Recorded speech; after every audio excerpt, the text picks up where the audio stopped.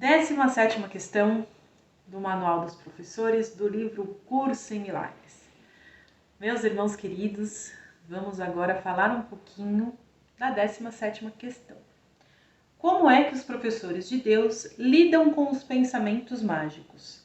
Lembra que a gente falou um pouquinho no capítulo passado, da semana passada, no capítulo não, né? Na questão passada, sobre a magia, né? O que é a magia? Então eu falei que iria falar um pouquinho mais pra frente. Então o que é essa magia? Agora ele fala que os pensamentos mágicos, que são todas essas ilusões que a gente acha que é a nossa realidade, que a gente acha que a gente está vivendo aquela ilusão e aquilo é a nossa verdade, ponto, não tem jeito, é um problema que a gente tem que passar. Então esses são todos pensamentos mágicos, são pensamentos que não existem. Lembrando novamente, a magia é algo que não existe, né? É algo que é mágico, não existe. Então são pensamentos mágicos, são essas ilusões que a gente resolveu acreditar aqui quando a gente escolheu vivenciar a nossa vida, a nossa existência através dessa forma egóica de manifestações mentais. Vamos, sei lá, não sei se é certo falar dessa forma, mas é mais ou menos como eu imagino. A gente sai de um momento em que a gente sempre esteve conectado com a nossa verdade e passa a querer vivenciar de uma outra forma.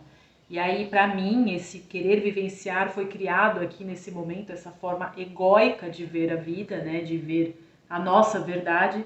E aí a gente passou a acreditar aqui em todos esses pensamentos mágicos, em todas essas ilusões, esses sonhos que a gente vem manifestando com a nossa mente.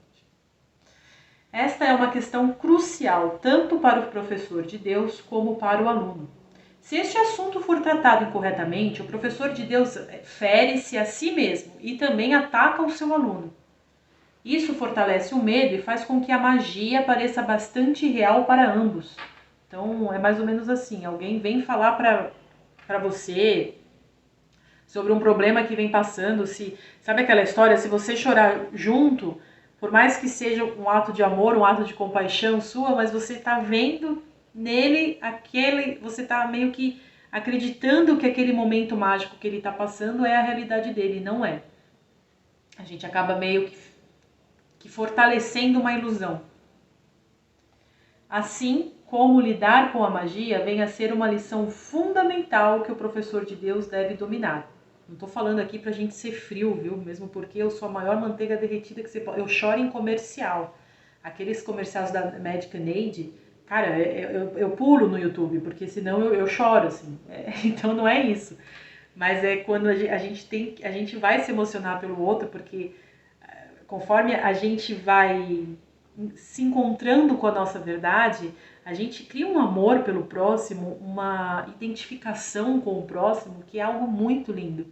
Mas eu tenho sempre que tomar muito cuidado para não sofrer junto com ele, porque senão eu vou estar somando nesse sofrimento. De vez eu tirar a pessoa desse sofrimento e falar, olha, chorei, tá aqui, tá difícil, mas vamos mudar isso, porque seja lá o que for, é uma ilusão. Vamos, vai, bola pra frente, vamos mudar. A sua primeira responsabilidade em relação a isto é não atacar. Isso se for um momento, né, de tipo, aí é pior ainda, uma briga, né, uma discussão. O meu irmão reage numa forma comigo reativa e aí eu não vou atacar, porque senão também vou estar justificando o sofrimento dele, né, a raiva dele. Se um pensamento mágico faz surgir qualquer forma de raiva, o professor de Deus pode estar certo de que está a dar força à sua própria crença no pecado, tendo-se condenado a si mesmo. Também pode estar certo de que está a pedir que a depressão, a dor, o medo e o desastre venham até ele. Que se lembre então de que não é isso que quer ensinar, pois não é isso que quer aprender. Aqui sem hipocrisia e falsas palavras, isso aqui é difícil, hein? Você ser atacada significa que existe algo ainda em você que você não quer, que você precisa lidar. Ou significa que você já não tem mais aquilo dentro de você, porque você já sabe, não faz mais aquilo pelo outro. Mas pode ser que ainda aconteça de você receber essa reação. E às vezes a pessoa está sendo reativa porque ela ainda está muito reativa e exteriorizou aquilo para cima de você. Nesse momento, a gente pode até ficar chateado, mas não podemos reagir ainda na raiva, porque senão cria uma bola de neve, isso vai crescendo e isso vai trazer pra gente como se a gente estivesse atestando para nós mesmos que a ilusão ainda existe. É como se a gente trouxesse toda essa ilusão do mundo para dentro da gente de novo. Então, assim, não é fácil, não tô falando aqui que é fácil, mas é uma tarefa que a hora que a gente vencer isso, a gente vai dar um salto muito grande, né, na nossa expansão de consciência. Então, assim, viu um momento, recebeu um momento de ataque de um irmão, se afasta, se afasta. Não vai tentar também levar a verdade para ele naquele momento, porque vai ser pior, ele vai te atacar mais ainda, porque o ego inflado não quer ouvir verdade nenhuma. Então, se afasta, mas nesse afastar não carrega a raiva no coração, não. Se não é o momento de você conversar com aquela pessoa, também não fica pensando naquela pessoa com a tua mente. Finge que a pessoa viajou, finge que tá tudo bem e que ela tá viajando, por isso que vocês não estão ainda conversando, mas daqui a pouco ela volta. E pede, vai chamando sempre Cristo, vai chamando sempre a tua centelha, chama Deus, o que for mais forte, que te traga mais força, chama. E entrega essa situação para que eu chamo de centelha, então para que a tua centelha resolva isso para você e deixa que as coisas vão resolver. Mas não reaja à raiva do outro, gente. Por mais difícil que pareça ser, vamos tentar fazer esse exercício bem, cientes da verdade, que aí dá certo. E aí a gente passa a parar, a não precisar mais vivenciar essas experiências, porque a gente aprendeu com elas. Há, porém, uma tentação de responder à magia através de uma forma que a reforça, né? O tipo, toma lá da cá. E isto nem sempre é óbvio. De fato, pode ocultar-se facilmente sobre um desejo de ajudar. Ai, mas não, eu só quis ajudar. Às vezes também não é o momento. É esse desejo duplo que faz com que a ajuda seja de pequena valia e não possa deixar de produzir resultados indesejados. Também não se deve esquecer que o resultado sempre virá, tanto para o professor como para o aluno. Quantas vezes já foi enfatizado o fato de que só dás a ti mesmo? E onde é que isto poderia ser melhor demonstrado do que nos tipos de ajuda que o professor de Deus dá a quem necessita de auxílio? Aqui a sua dádiva é dada a ele próprio de maneira mais clara possível, pois ele dará somente o que lhe escolheu para si mesmo. Às vezes, então, num momento em que falar não vai adiantar, oferecer ajuda também não vai adiantar, faz isso que eu estou falando. Afasta, mas sempre vibrando amor para a pessoa e sempre não vendo aquele momento de erro dela. Se afasta, tipo assim, a pessoa, você vai ver a pessoa sempre através dos olhos da centelha, sempre através da imagem verdadeira dela, que eu volto a falar da Seiti-no-ie que eu amo, que fala da imagem verdadeira. Ver a pessoa sempre como você está se vendo, ou como você pelo menos quer se ver. Então faça disso um exercício diário, uma tarefa diária. Não é momento para falar, afasta, mas sem vibrar. E principalmente, uma coisa que a gente tem muita mania de fazer, as brigas aqui, ó, as briguinhas mentais. Gente, brigou aqui, brigou fora também, né? Então, não vai ficar brigando aqui, vai trazer uma energia ruim que a gente não vai sair dessa energia.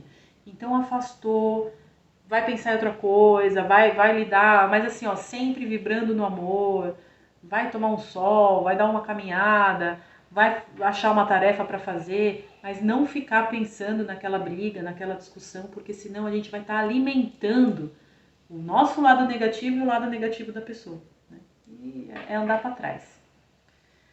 O ataque só pode ocorrer se a percepção de metas separadas já tiver ocorrido. A meta separada aqui é olhar o outro como um ser individual e não como um irmão, né? Um irmão de alma, um irmão de criação, que somos todos uns irmãos uns dos outros. De fato é isso que não pode deixar de ter acontecido se o resultado for aquela outra que se for qualquer outra coisa que não seja a alegria. É sempre uma interpretação que faz surgir emoções negativas. Isso aqui é bem interessante. Independentemente de sua aparente justificação pelo que parecem ser os fatos. Outro ponto de grandeza que a gente deve chegar, e eu confesso para vocês que esse também é muito difícil. A raiva, ela sempre vem através de uma interpretação nossa. Então, no momento em que a gente está recebendo um ataque, uma situação injusta ou uma situação contrária. Às vezes eu acho até que a gente já está num ponto aqui que uma situação contrária tudo bem, mas receber um ataque injusto, a gente tem sempre que ter a sabedoria de como a gente vai, o que nós vamos escolher para interpretar aquela situação. Se eu escolher que isso é realmente um ataque injusto a mim, eu vou estar escolhendo a raiva. Eu vou estar fazendo uma interpretação de raiva para aquela situação. Agora, se eu escolher sem julgamento, que aquele foi um momento ilusório do meu irmão, que reagiu de uma forma ilusória porque ele tem questões mal resolvidas dentro dele, e que tudo bem, melhor que ele exteriorize isso comigo do que com outra pessoa aí fora para ele não se machucar, aí eu vou interpretar de uma outra forma, aí eu vou conseguir agir, como eu falei para vocês, sem o ódio no coração, né? E aquilo vai me dar condições para melhorar essa minha situação. Independentemente também da intensidade da raiva provocada, pode ser apenas uma leve irritação, talvez leve demais para ser claramente reconhecida. Ou também pode tomar a forma de intensa ira acompanhada de pensamentos de violência, fantasiados ou aparentemente ensinados. As encenações mentais que a gente fica criando. Não importa. Todas essas reações são a mesma. Obscurecem a verdade e isso nunca pode ser uma questão de grau. A verdade ou é aparente ou não é. Não pode ser parcialmente reconhecida. Aquele que não está ciente da verdade não pode deixar de contemplar ilusões. Não existem situações às quais a gente tem que reagir de um jeito e situações da qual a gente pode reagir de outro. A verdade é a verdade, então eu não vou reagir com raiva a nada, por mais difícil que possa parecer. E se estiver parecendo muito difícil é porque eu ainda tenho que aprender a não tornar aquilo difícil, a tornar aquilo uma situação que eu vou reagir com a verdade, até que ela não precisa mais acontecer na minha vida. Então, assim, não existem situações que a gente possa aplicar um pouquinho de verdade aqui, um pouquinho de verdade aqui. A gente já falou sobre isso diversas vezes. Então, vamos aplicar isso na forma certa. A raiva, enquanto resposta aos pensamentos mágicos percebidos, é uma causa básica do medo. Então, eu reajo com raiva sobre uma pessoa ou sobre alguém porque aquela determinada pessoa, aquela determinada situação, no fundo, ela está me trazendo medo. Se eu sou um filho de Deus, se Deus está aqui, se eu posso deixar todo dia quando eu acordo, como a gente falou no vídeo anterior, programar para que Deus tome conta do meu dia, a cada segundo, eu vou ter medo do quê? Né? Então, assim, a gente está falando aqui, olha, não tenha raiva, mas a gente está te dando também as ferramentas para que você possa fazer isso, para que você possa não reagir. Se você está imaculado lá, protegido, se tudo pode ser teu, se você pode criar tudo que você quer, se você está ali, amado, você vai ter medo de quê? Né? Então é isso que Cristo está nos ensinando aqui. É óbvio que isto dificilmente pode ser um fato. E aqui está o berço da culpa. Quem usurpa o lugar de Deus... Ah, aqui está o berço da culpa, né? Por que eu ainda não consigo ter essa paz interior? Aí ele fala de uma das crenças que a gente tem aqui, ó. Quem usurpa o lugar de Deus e o toma para si, engendra um inimigo mortal. E tem que ficar sozinho para se proteger e fazer um escudo para si mesmo, a fim de se resguardar de uma fúria que nunca poderá ser abatida e de uma vingança que jamais poderá ser satisfeita. Como é que eu posso não reagir com raiva? Como é que eu posso ter essa visão tão amorosa a todos os meus irmãos se eu tenho que me proteger e se eu tenho que criar situações de intrigas com os outros para que no fundo eu fale, olha, eu estava certa, eu preciso aqui ficar sozinha, isolada, porque só assim eu estou a salva, porque o meu maior inimigo é um cara muito poderoso. E se eu falar, né, que esse inimigo que a gente acha que tem, porque a gente acha que a gente tomou o lugar de Deus, quando a gente se colocou no papel de responsáveis por as nossas próprias criações, não que não sejamos, mas assim, responsáveis pela essência da nossa vida, quando a gente optou por isso, a gente acha que a gente tomou o lugar de Deus. E isso nunca existiu, assim como também não existe um Deus que queira nos punir por isso. Então a gente não tem que fugir de inimigo mortal nenhum e principalmente a gente não tem que projetar nos outros o papel desse nosso inimigo, porque ele não existe, porque a gente continua em Deus, a gente continua sendo amada, amado, protegido, protegida, amparados. Então tá tudo certo, pessoal. A gente não tem que transpor essa raiva para ninguém não, porque não tem ninguém com raiva da gente, estão ali, ó, bonitinho. Dá sim pra gente se ver como irmão, dá sim pra gente viver uma vida unidos em harmonia. Que, aliás, essa é a nossa essência.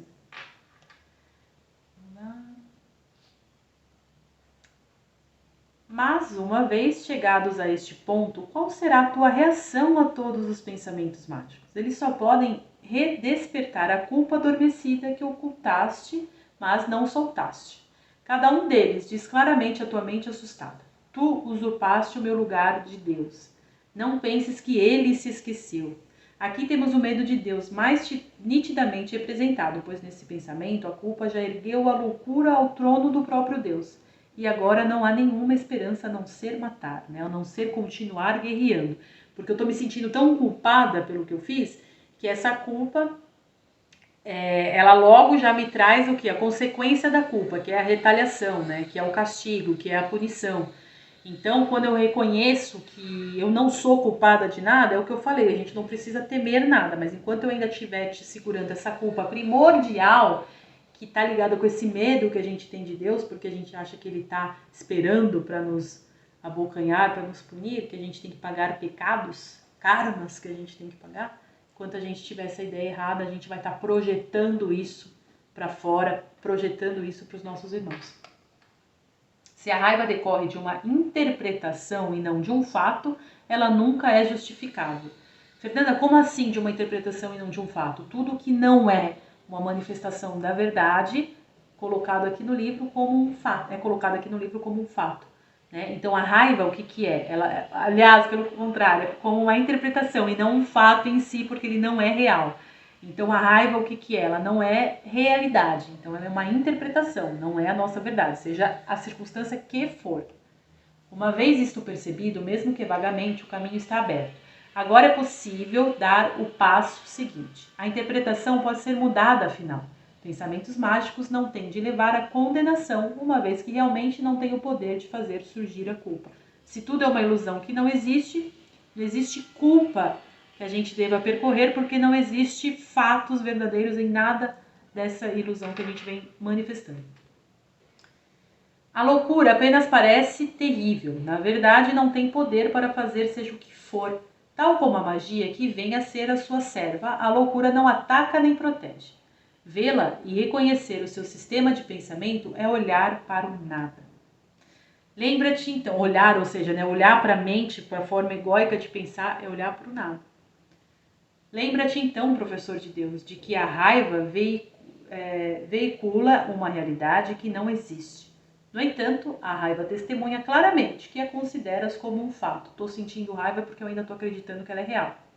Agora, e aí eu estou me distanciando de toda a verdade que eu venho tentando praticar, né? Agora escapar é impossível até que vejas que respondeste à tua própria interpretação, a qual projetaste sobre o mundo exterior. Permite que esta espada sombria seja afastada de ti agora. A morte já não existe, essa espada não existe, não há causa para o medo de Deus, mas o seu amor é a causa de todas as coisas que estão para além do medo e assim para sempre real e para sempre verdadeiro. Está nas nossas mãos despertar. Até aqui, com o livro, com exercícios, até essa 17ª questão aqui, a gente já tem ferramentas para mudar a nossa vida e as vidas consequentes e as demais que ainda estão por vir, porque já não acreditamos mais na morte, já não acreditamos mais nas ilusões. Estamos ainda em um processo de mudança, mas a verdade já está aqui dentro, gente. Eu tenho certeza. Senão, esse trabalho todo não estaria tendo uma continuidade para vocês. Então, assim, ó, não vamos esquecer de fazer o que a gente percorreu no vídeo passado, do exercício diário, de se trazer para o presente. Essas situações que ainda vão estar sendo manifestadas como tarefas para a gente aprender, não precisam ser tarefas que nos tragam sofrimento, ainda dor, porque senão a gente ainda vai estar se colocando na mente errada aqui, na forma egóica de ver o mundo. Já Cristo já falou pra gente de várias formas, repetidas vezes, estamos imaculados em Deus e não há nada que possa nos trazer sofrimento se a gente tiver essa certeza, se a gente vibrar nessa certeza. Então vamos juntos continuar unidos nessa força. Se tiver uma situação que não está ruim, vamos lembrar de tudo isso que a gente vem estudando juntos, porque uma mente se liga na mente de outra e a gente consegue, através de uma frequência maior, sair de uma frequência que não está tão legal, mesmo que a gente não tenha contatos físicos, mas está tudo aqui, está tudo aqui. Então vamos sempre lembrar disso que a gente está estudando, pessoal, para a gente conseguir vencer todo e qualquer obstáculo com harmonia, com paz, até que eles não precisem mais ser manifestados, porque quando a gente estiver inteiros na nossa verdade, e isso é uma escolha nossa, não há nada que nos impede de acessar isso, a gente passa a manifestar a nossa vida através da imagem verdadeira. Muito obrigada, pessoal.